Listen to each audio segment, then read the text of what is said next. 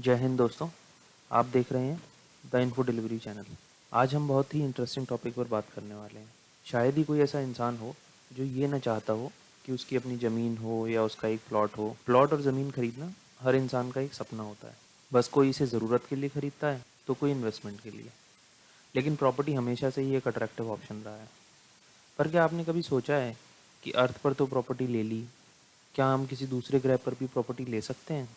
और अगर कभी ये बात मन में आई हो और ये सोचकर भूल गए हो कि ऐसा पॉसिबल नहीं है, पर एक बार फिर से सोचो, अगर आपको चंद्रमा पर ज़मीन खरीदने का मौका मिले तो क्या आप खरीदोगे?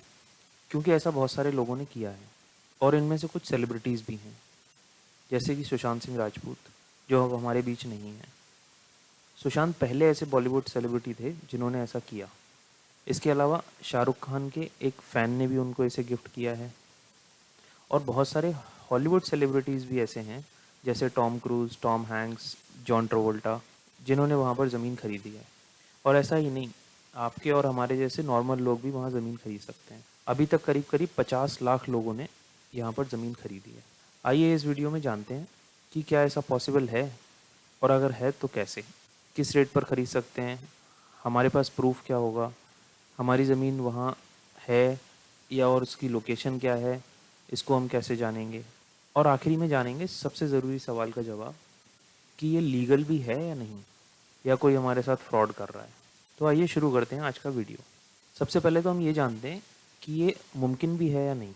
तो अगर वन वर्ड में इसका आंसर दिया जाए तो ये मुमकिन है। अब जानते हैं कैसे।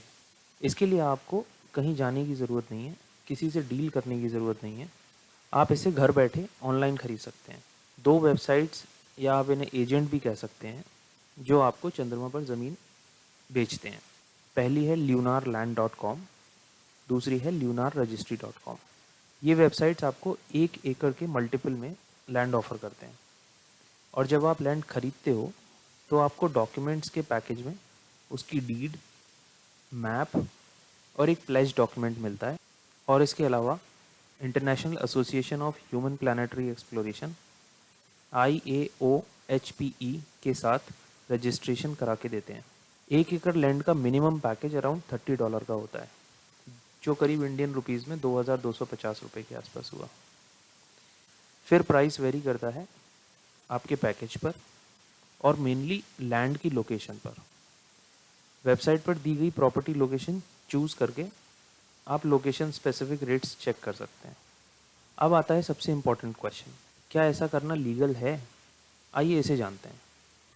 इंटरनेशनल कम्युनिटी में 2019 तक 119 ऐसे कंट्रीज़ थे जिन्होंने एक आउटर स्पेस ट्रीटी पर साइन किया, जिसके मुताबिक इससे कोई फ़र्क नहीं पड़ता कि किस देश का झंडा ल्यूनार सरफेस पर लगा है।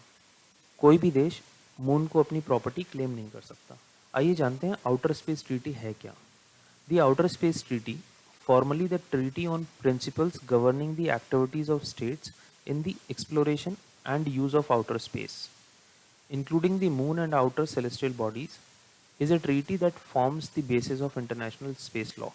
The 1967 Outer Space Treaty bans the stationing of weapons of mass destruction, that is WMD, in outer space, prohibits military activities on celestial bodies, and details legally binding rules governing the peaceful exploration and use of space.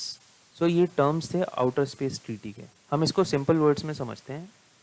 Outer space treaty एक governing agreement है जो outer space, moon और celestial bodies को peacefully explore करने के लिए bind करता है।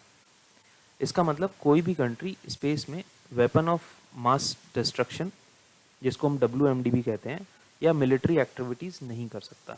इस ट्रीटी को 27 जनवरी 1967 को साइन किया गया था और ये इफ़ेक्टिव हुई थी 10 अक्टूबर 1967 को। अब इंडियन होने के नाते माइंड में सबसे पहले क्वेश्चन आएगा कि क्या चाइना ने आउटर स्पेस ट्रीटी पर साइन किया है? तो इसका जवाब है हाँ। चाइना ने इसे 1967 में ही साइन कर दिया था। और अब हम सोचेंगे दूसरे पड़ोसी के बारे में।